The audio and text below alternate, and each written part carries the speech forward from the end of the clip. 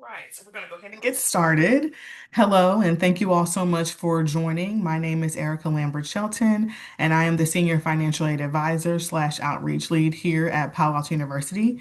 And I am doing a webinar series now throughout the academic year on different financial literacy topics to help educate you all, the students, and to just keep you all informed of what's happening in our financial aid world. And so today we will be talking about budgeting beyond the Graduate Plus loan. This is going to be a short presentation, and I will take all questions at the end.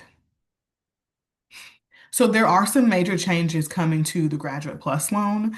Starting July 1st, 2026, new borrowers will no longer be eligible to take out the Graduate Plus loan. And there are also going to be new borrowing caps for graduate and professional students. So what does that mean for you? So if you were already enrolled in a program and you were already a Graduate Plus loan borrower prior to July 1st, 2026, you will be grandfathered into the program. So this new rule is only for students, is only for new incoming students into the fall, new incoming graduate students. So only students continuing a current program and are a Graduate Plus loan borrower will still have the option to continue to take out Graduate Plus loans for up to 3 years or until program completion, whichever may come first. Regular master students, so like a MA counseling, MA psychology, MSW students, you all will remain at the cap that you were already at, which is 20,500 for unsubsidized loans. And then if you've already been taking out Graduate Plus loan, you will be able to continue to take out Graduate Plus loan. And then professional doctoral students, so this is going to be our PhD, PsyD students. If they are a new student coming into the university fall 2026, they will have an increased amount of unsubsidized loan, which will be at 50,500. It used to be 33,000. They have now increased it to 50,000 since new students will not be eligible to take out the Graduate Plus loan. And then that maximum loan eligibility will be at $200,000. So just kind of like a recap, if you are already a student who is taking out Graduate Plus loan, you will be grandfathered into the program when these changes take place, July 1, 2026. You'll be grandfathered into the program and you'll be able to take out Graduate Plus loan for an additional 3 years or until the completion of your program. Mainly, this new change is for new incoming graduate students. They will no longer be eligible to receive Graduate Plus loan. So the Graduate Plus loan often covers living expenses, but keep in mind that they are borrowed funds.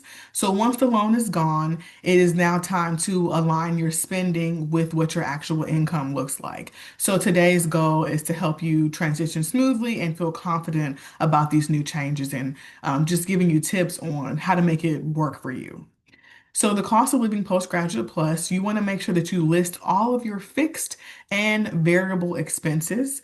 So a fixed expense is a cost that remains the same. So it does not change. It's going to remain the same every single month. So this is something that's going to be like your rent or like your car payment. And then you have your variable expenses. So this is a cost that's going to fluctuate from month to month. So like electric bill, a gas bill, water bill, things that are kind of based on usage, your groceries, that's what we call a variable expense.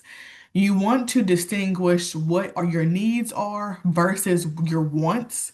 Obviously, your needs are going to come first over your wants. And then we have to budget using budgeting tools such as like Excel spreadsheets, Mint, Monarch Money, YNAB. Those are just kind of a few budgeting tools that are out there that you can kind of search on Google or create your own Excel spreadsheet to help you stay within your budget.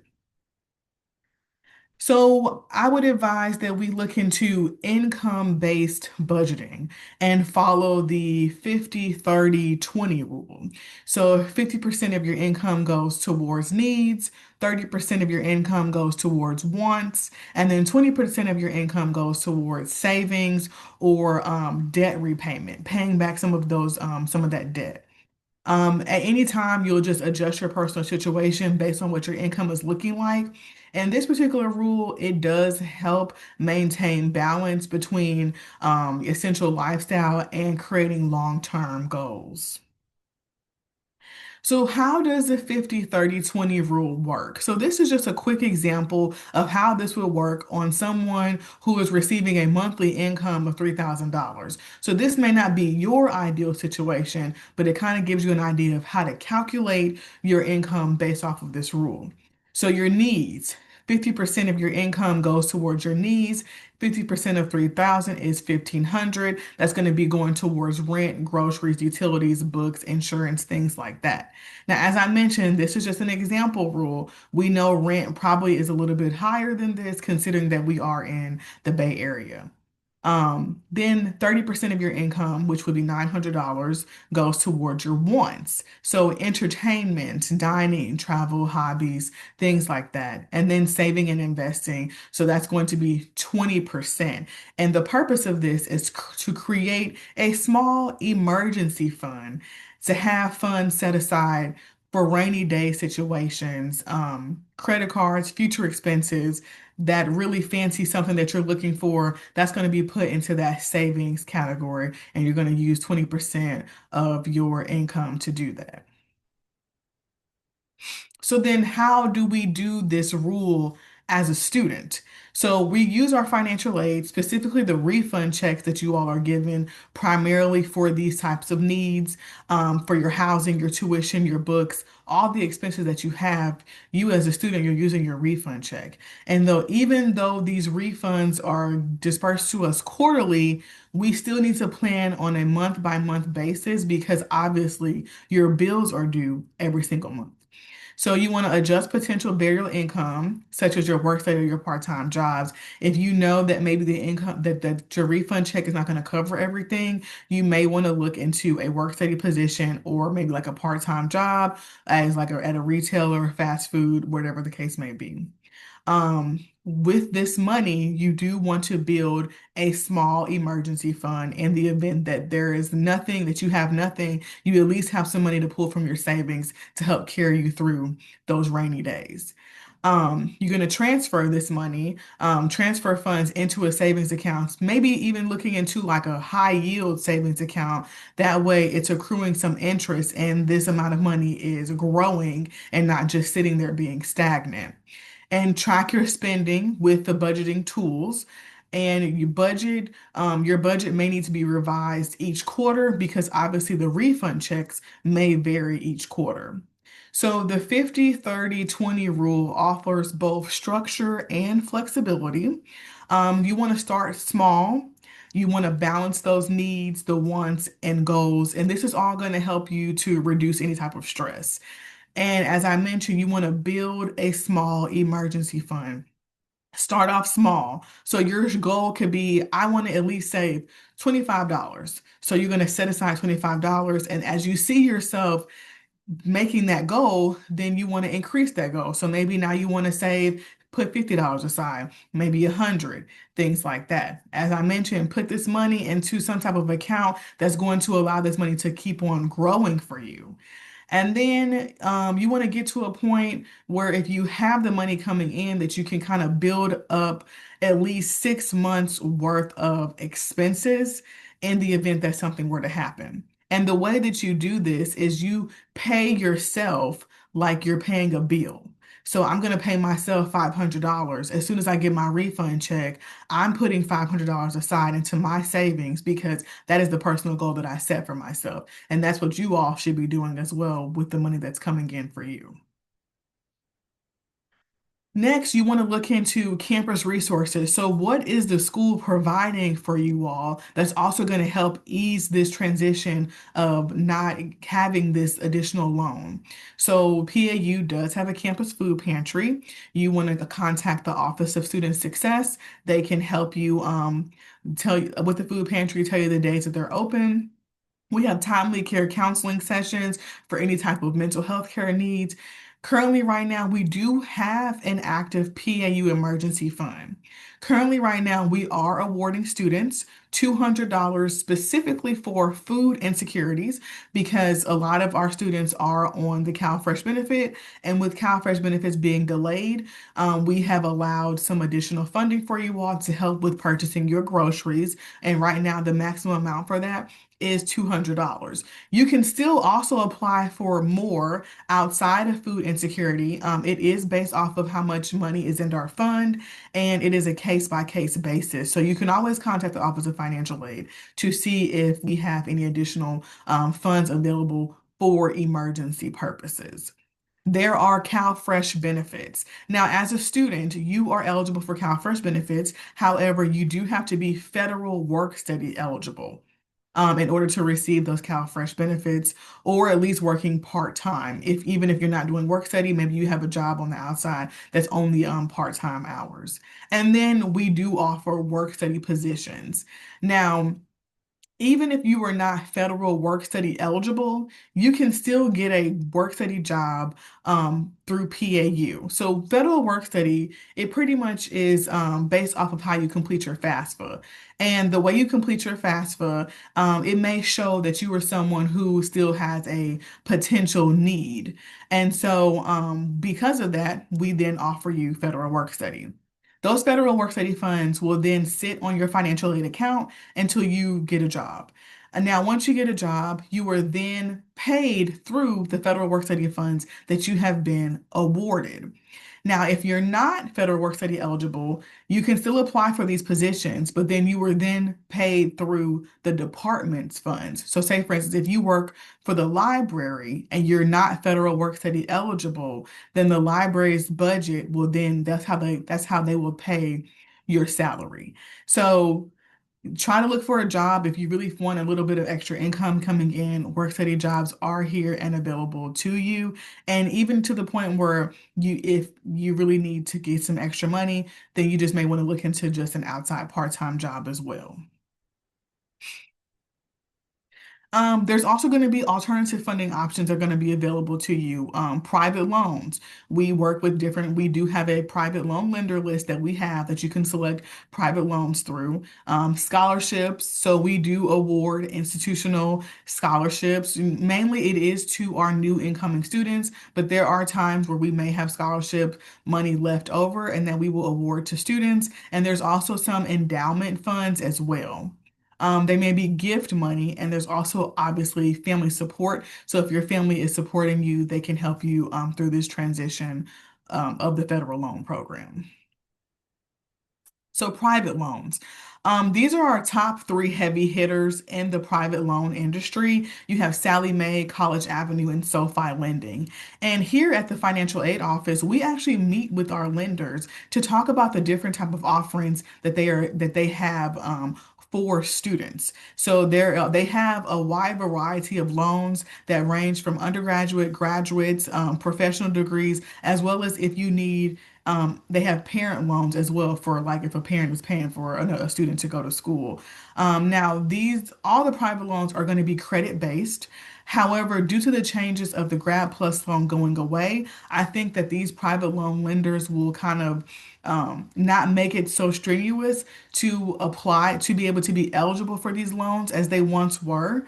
They also, if you don't get approved, you can also get approved through a cosigner. And I know specifically with SoFi lending that if you did have to get a cosigner after about a year's worth of time, that cosigner can then fall off and then the loan would be in just the student's name.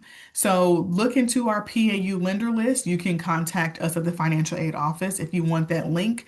And these will be the kind of like the buffer. So these will kind of be like the new, in a sense, Graduate Plus loans for our students who do not qualify for Graduate Plus anymore. So this private loan will supplement any other additional tuition and fees that maybe the unsubsidized loan couldn't do, as well as provide you with living expenses. And this is kind of how it was back in the day before Graduate Plus loan. And so we're kind of just going back to what it was maybe like 20 or so years ago. So I know it sounds a little scary, like applying for loans in general, but the private loan industry is they are ready to accept business from students, and they are going to try to align themselves as closely as possible to the federal loan industry. So when it comes to like repayment options, they have 6 to 9 month grace periods. They have deferment options, as well as they have the repayment options that will best fit your financial needs. So they are here to work with you. They're not here to hurt. They just want to be here as we transition from the Graduate Plus loan phase.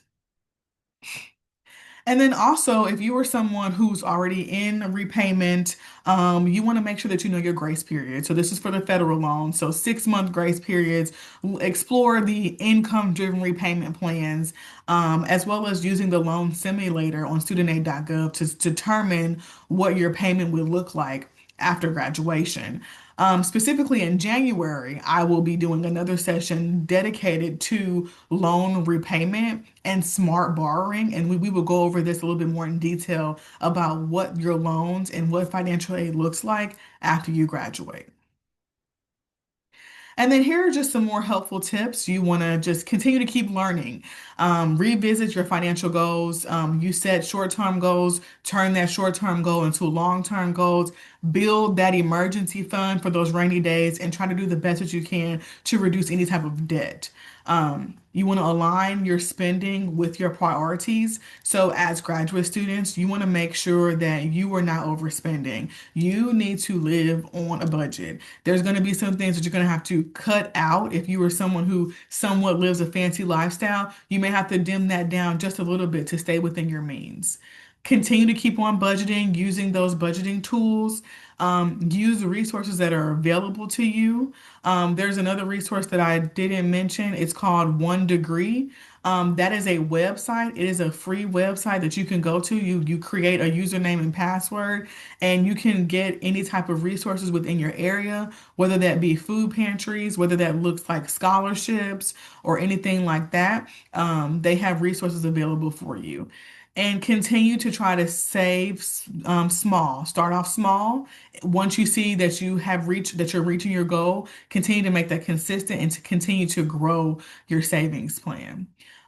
Continue to attend financial literacy events. We're going to keep trying to do these things to produce student engagement and to keep you all informed, because this is important information and we really feel like you all need to know these things. So that's why we want to continue to keep putting on these types of events. And so now, if you have any additional questions, you can always contact the Office of Financial Aid.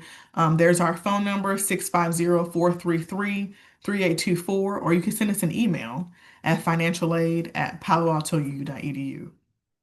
Okay, so we have a question here in the chat. Do new work study jobs open up in the winter quarter? How does one obtain CalFresh benefits being work study eligible? So I would say, Shanna, you just want to look on the PAU job board consistently throughout the academic year. There are jobs that are added there. It just really all depends. And then as far as obtaining CalFresh benefits, you would just need to go to the website and you apply. Yeah, just search CalFresh benefits or search SNAP benefits in California, and you'll be directed to the website for you to fill out the application to be eligible.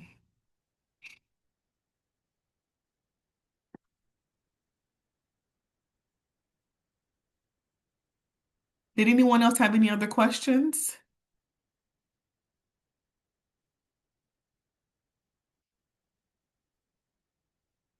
I know it was just you two, so this is a recorded session, so I'll make sure that this gets out to any students who were not able to attend. And if that is everything, then you all have a good rest of your day and a good weekend and a great winter break, okay?